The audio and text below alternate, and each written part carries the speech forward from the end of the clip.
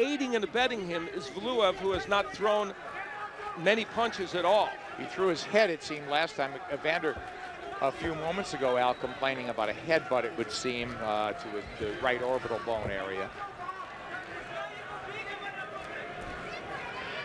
Holyfield not even catching and countering because Valuev's short. Now here comes the counter assault from the champion. And of course, combination. you know, we have to remind ourselves, Evander Holyfield has in general in life been more productive as a counterpuncher himself. Isn't that true? So that's when his style. we see when Valuev does throw some punches, Holyfield's able to counter them effectively, for the most part.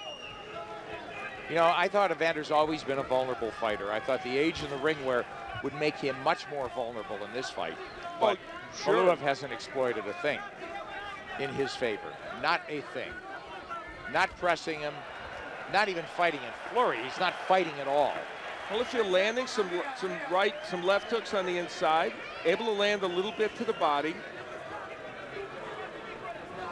Holyfield was 214, Valuev 310 for this fight.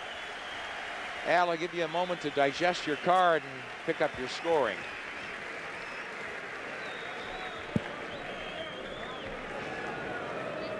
Here's the action from that 9th round. You see Holyfield on the inside clubbing him with the right. When Holyfield's on the inside, Valuev doesn't want to fight on the inside, so he simply holds, and it's Holyfield doing the majority of the work.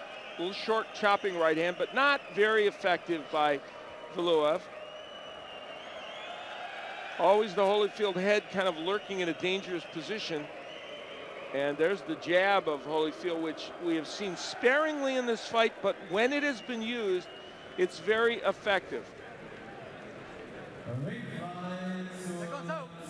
And that sequence emblematic, I think, of this fight. Neither man super effective, but a little bit better for Holyfield.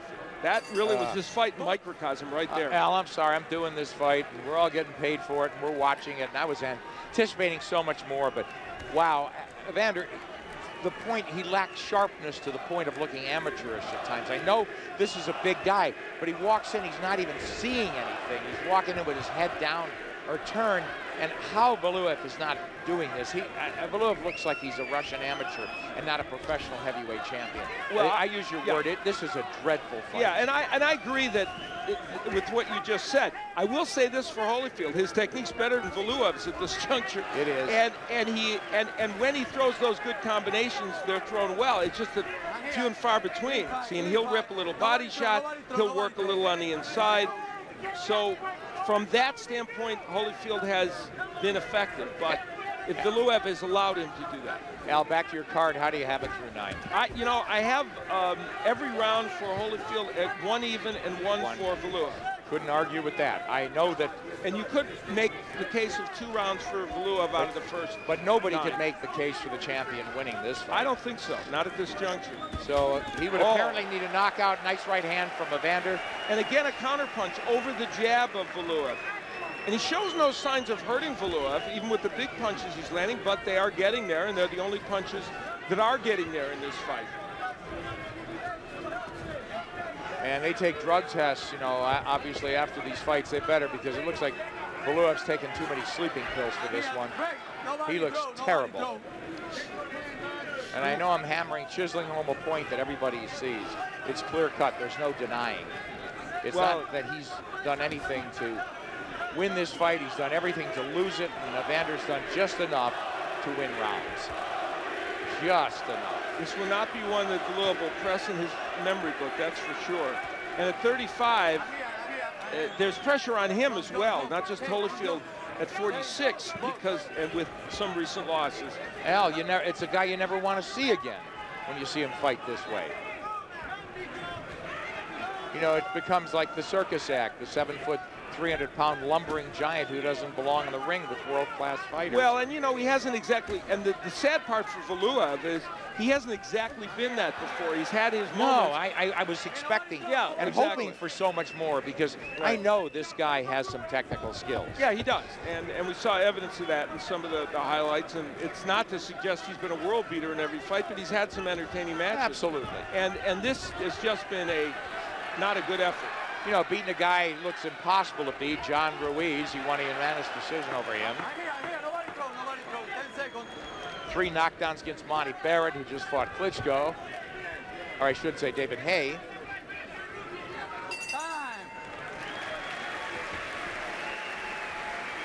Got to give the round to somebody. I'm glad I don't have to score this for a living. 2 rounds, boss. 2 rounds, baby. You got that in you. I know you do. Champ, just keep moving. Don't stand stationary, man. Don't let it get a... Hey, yo, right here. Let's focus. Right here, yo, right here. 2 rounds, baby. This is yours.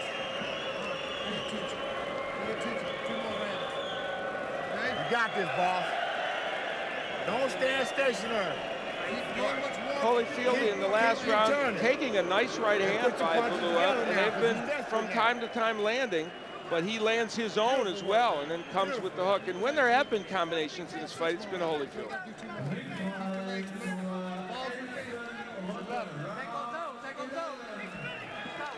And against the, oh boy, that's his, you know, he's hitched his wagon to this guy, invested a lot in him.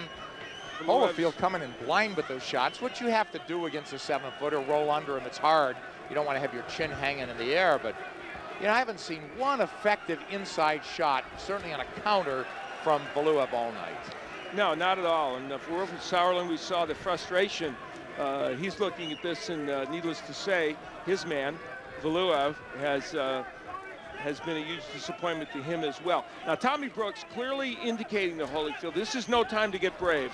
This is no time to stand there and decide you're going to be a warrior. Fight a smart tactical fight. And what I'm about to say, believe me, could be distorted and painted into a monstrous statement. However, this is in some ways reminiscent of the way he fought Riddick Bowe in his second fight. Certainly not on that skill level, certainly not at the right pace, but it's an Evander Holyfield who has thought through what he might be able to do in terms of technique and strategy. However, I emphasize, not even close to being on that skill level, but the Evander Holyfield, the warrior, which we've even seen in recent fights, he's putting in check to get a win. Man, Al, you know, I respect a lot of that, and what you say, I think you're on target.